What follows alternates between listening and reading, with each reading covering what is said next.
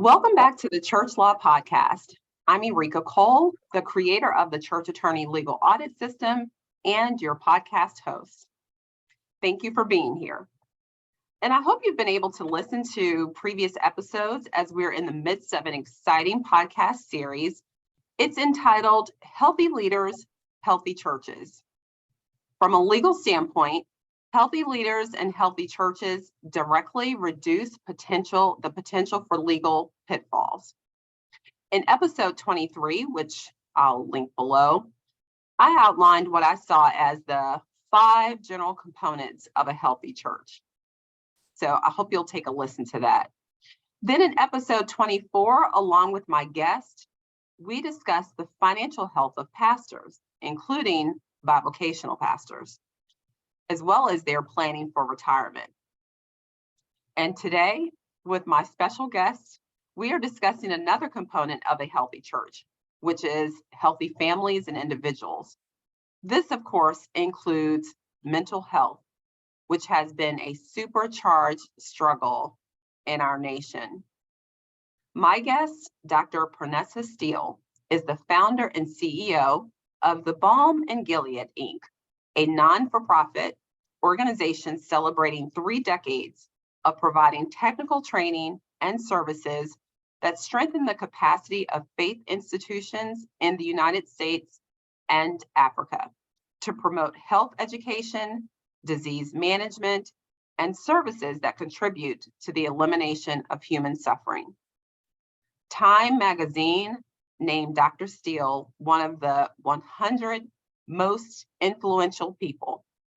Essence magazine, in its 35th anniversary edition, selected Dr. Seele as one of the 35 most beautiful and remarkable women in the world. Ebony magazine named her one of its Power 150, and she was selected by Women's E-News as one of its 21 leaders for the 21st century. Dr. Pernessa Seele is also an author and a podcast host. At the Balm and Gilead, she describes her work as the intersection of faith and public health.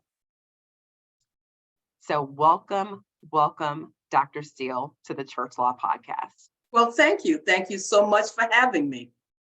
It's a pleasure to have you here. And I hope our listeners, if they've had a chance to listen to the past several episodes, they know that our theme for the season is Healthy Leaders, Healthy Churches. In my over 2 decades of legal experience, I've seen healthy leaders plus healthy churches equal less legal liability.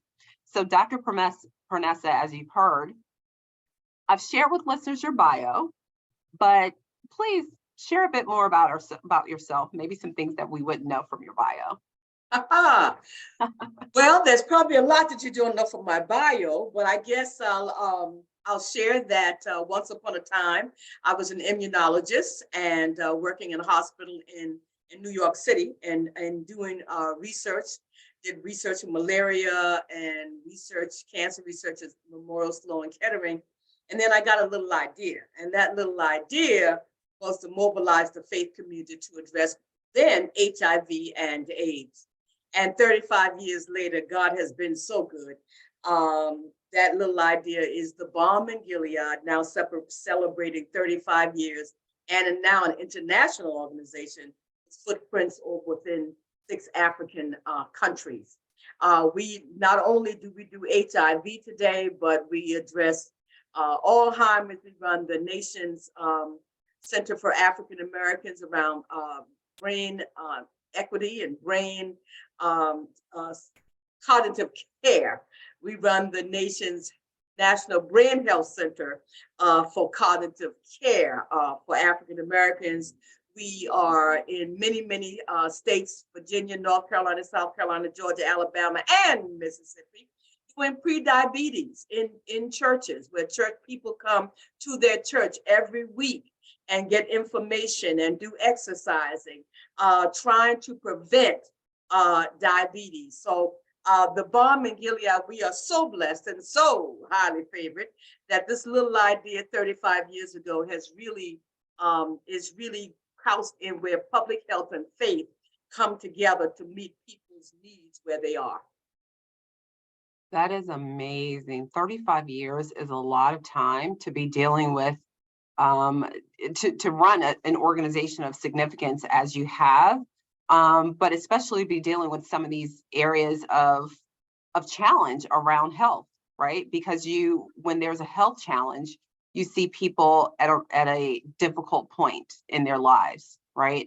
And you're able to connect faith as a part of this public health challenges, which I think is amazing. So I've heard you say that Balm and Gilead is the intersection of church and public health. In your years of experience, what challenges have you seen with the mental health challenges that we see today, and how does this touch the church?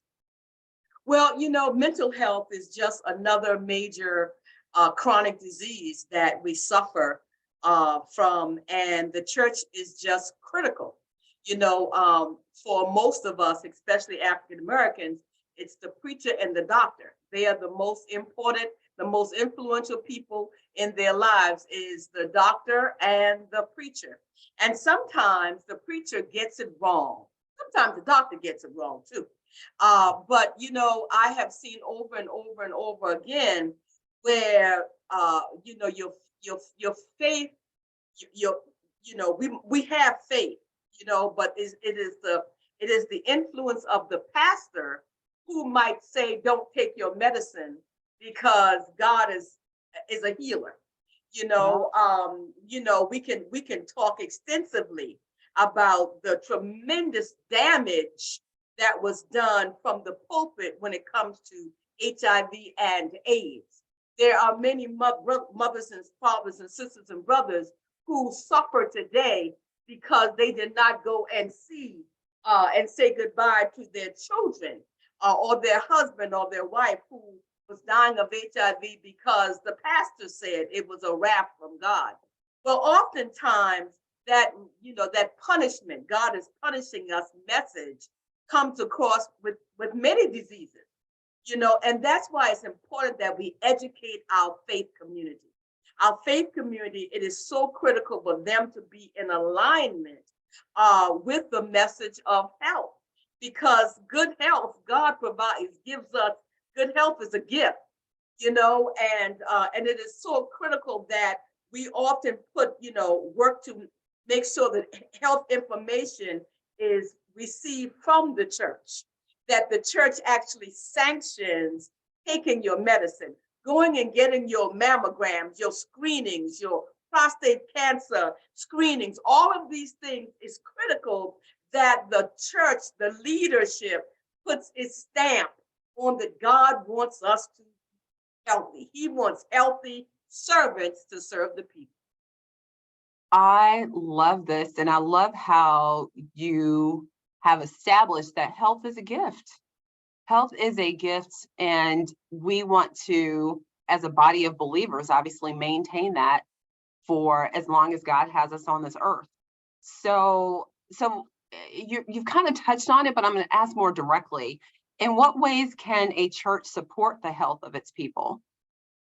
Well, that's a good question, and there are many ways. One is to have factual information available in church.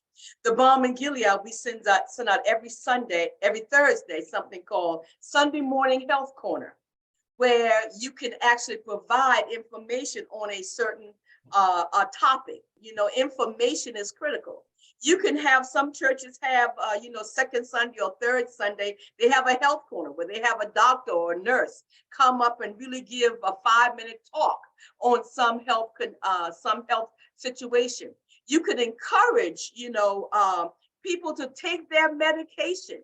And if you're making sure that you have a health ministry, because I believe every church should have a health ministry, make sure that those health ministers, if you will, the people who are working in that ministry, that they have knowledge. It's knowledge-based, that they have been to trainings. With the Balm and Gilead, we run a whole lot of trainings and have partners with Mayo Clinic and John Hopkins and a lot of places where we want people in our churches to be able to recognize that Brother John or Sister Mary was looking a little funny today.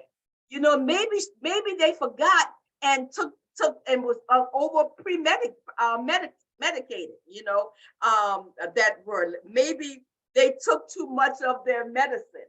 Maybe you can, what's going on? Maybe she's getting ready to go into a diabetic coma. And so we make sure we have some orange juice, or we make sure we have, those items that if someone is going into some kind of arrest, that we have some things that we can pull out, you know what I mean? That we have 911 numbers, and we know the doctors who may be in church with us, the nurses. So we are able to go into 911 mode when people are in church having some kind of attack. Because I don't know about you, but I've been in church when people actually died. When people actually died in the choir stand, where they actually died in the church, and they may not had to if there was someone there who was able to give some CPR, if someone who was able to actually, jump in and have something available to keep that person alive. So that's what we're talking about. The churches can do so much to be education, to advocate going and get your screenings, having health fairs, and making sure you have simple things available, like some orange juice, just in case someone goes into a diabetic coma. That's powerful. Well, so first of all, by means of my own personal testimony, I have a very close relative who experienced stroke symptoms in church, and thankfully had the presence of mind to know what was happening to her and to ask for help. Yes. And it's interesting because, again, thankfully this situation worked out well. But I examined this from a legal standpoint, as you suggested, that churches be a source of resource for information, for health information. And there certainly are culturally sensitive matters as well. Within the African American culture, for example, here we are, I guess, celebrating Black History Month as a nation. I think about, as you've suggested, how significant the church has been as a place of resource and refuge. And so the importance of churches being a source of good, reliable information from a health perspective. Also, I heard you say maybe even be able to identify the people within the congregation who are available to be health servants of a sort. And again, from a legal standpoint, this immediately makes me think about making sure that you have like emergency policies within your church, right? If someone were to take ill, what is the process we would follow? Making sure that you have, the proper people trained on these policies. So again, if you have nurses or other medical staff within your church, we always want to balance out, what we do, making sure that we do it in a way that adds benefit to the church and lessens the possible liability to the church and the people participating. So I appreciate what you've shared, and I thank God for the experiences where people have been able to be well as a result of their church. But as you've also shared, when churches aren't prepared properly, it can be a place where people come and maybe if they're having a physical challenge, unfortunately, if churches aren't prepared, then we can have a different outcome. So we want to have the best possible outcome, right? That's right. Can you talk a bit about how does the fact that many churches are operating in a hybrid nature now, even, post-COVID, how does that impact the mental health support that churches can provide? Well, I think that first we have to acknowledge that mental health, like all of these conversations, is a difficult conversation. But it is my experience that we have to have another level of conversation with our faith leaders when it comes to mental health.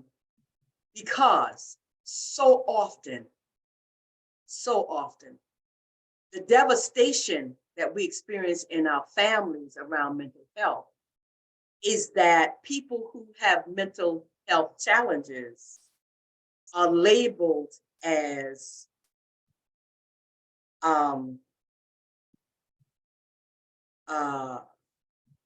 the devil, the demons. They got a demon.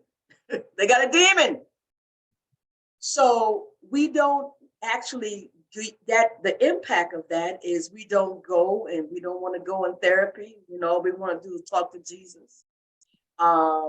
We don't want to go and go to get the kind of help that we need for our loved ones, because we don't even want to talk about it, because it has already been labeled as a demon.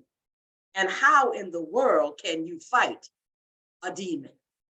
So I see that as one of the greatest disasters of how our faith community has dealt with mental health. And I say that from experience, where someone close to me had a schizophrenic family member and could not deal with the fact that they had a mental health challenge, but labeled them as demon. And therefore, that person was really killed because the person was fighting the demon, not realizing that they were fighting a person and actually killed that person. And all of this is because that mental health condition was labeled demon. So we got to get the demon out of them. That is, I cannot tell you how. You cannot, the only thing you can say about that is that's wrong. It's just wrong. It's just wrong. And we are destroying families, because mental health is just like cancer. It is a chronic disease, and we have professionals, medical professionals that deal with mental health, just like we have medical professionals dealing with Alzheimer's, the highest cancer, diabetes, stroke, all of this. It's mental health is a chronic medical condition, and the church must stop labeling it as a demon. Yeah, well, someone I heard say it this way, which is your brain is a part of your body. Right. just that simple. It's a part of your body. It's a part of your wellness overall. And to be able to see that all parts of our bodies need to be treated well in order to function well. And anyone's body can break down in different ways that may be unanticipated. And I do think that, again, this goes back to bridging the gap, the information gap, I think, starting there with our understanding about mental health concerns. Because sometimes we talk about being triune beings, right? Of being spirit, soul, and body. But sometimes we don't necessarily always acknowledge all those components. And so all of ourselves is not spiritual, right? All of ourselves is not physical. All of ourselves isn't the soul realm, which is the mind, your emotions, your mood, your attitude, right? All of those things. So each of those components needs to be cared for. And from a legal standpoint, I want to raise the caution as well of what can sometimes happen in churches as it relates to counseling. Because sometimes people with mental health challenges present for counseling, and spiritual counseling is not, I submit, a That's right. solution for a mental health concern. That's right. So it is very important for church leaders to be able to readily identify that line. When I've worked with clients in the past and helping them develop a counseling policy, which by the way, I recommend every church have, Yes. it has been very important that it is known to be biblical counseling, right? It is not a substitute for a professional therapist. It is not a substitute for a mental health counselor unless you're holding yourself out as such, which most church leaders, I think, are not. And to be frank, the way that the law is also moving is that if you are counseling in that nature, it can sometimes, the law can raise your liability to the level of what a therapist would be required to do in a similar circumstance. So it's very important that we provide information as a church, that we're able to assess a situation and know when it has gone beyond biblical counseling. That's right. That's right. And I want to give a shout out to those churches who have partnered with mental health services. It's very important that we do that, and know that, like you said, that spiritual counseling is not mental health counseling; it's spiritual counseling. That's what it is. Yeah, I appreciate that. Together, So my last question, I know that we're running out of time, but if a pastor or church leader is experiencing mental distress, are there actionable solutions that you would offer this church leader to consider? Because we don't want to suggest that the only persons who suffer are in the pews, right? I mean, the truth is, absolutely not. church leaders also suffer. We've seen, unfortunately, multiple examples of church leaders who've ended their lives. I'm sad to say. Well, a healthy church begins with a healthy pastor. A healthy church begins with a healthy leader. How about that? I think that, it is very important that the leader sets the standards. The leader must, when you are overwhelmed and you need to go and talk with somebody, a mental health professional. Just like the leader needs to make sure she goes and get her annual mammogram, or he goes to get his annual prostate screening. These are ways that the leadership influences the pew, and to have open discussions. I remember when we were doing HIV, so many pastors would have the HIV testing van outside on Sunday morning, and a part of their part of their worship would be to get tested on Sunday morning and come in and share. They would share, one week they would share that I just got tested, and they would come back and share the results the next day, bringing the reality of their lives into a part of worship. And that's what being a leader, a church leader, is all about, that we are not perfect beings. We are here on this planet struggling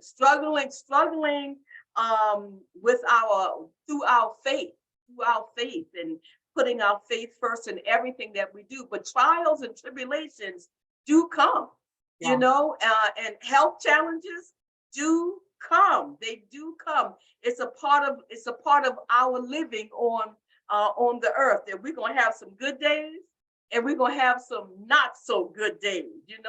Arthritis is going to beat me up some days. So it's very important that our leaders lead, and bringing their reality into the pulpit with them. I love it. Dr. Pernessa Seele, thank you so much for being with me today. Thank you so much for the wisdom that you share, for the service that you provide to churches for the past 35 years. I pray that Balm and Gilead will just continue to be the beacon that it has been in the past, that it will continue to move forward in the future. I do see that you have a number of partnerships and so many organizations that enjoy working with you. And so I thank you for your time today. Yes, and anybody, please join us. Go to www.balm, in Gilead, Yes, there is a balm in Gilead. Thank you so much. Thank you so much, Dr. Seele. And thank you for listening. If you found value in the Church Law Podcast, please leave a 5-star rating on Apple. And if you're an iPhone user, on Spotify. A short review would allow other church leaders to find the podcast and benefit from this valuable resource. I'm happy to be your host, Eureka Cole, the church attorney, and the creator of the Church Attorney Legal Audit System. Subscribe to my weekly newsletter at eurekacole.com to get free tips for church leaders. That's ERIKACOLE.com.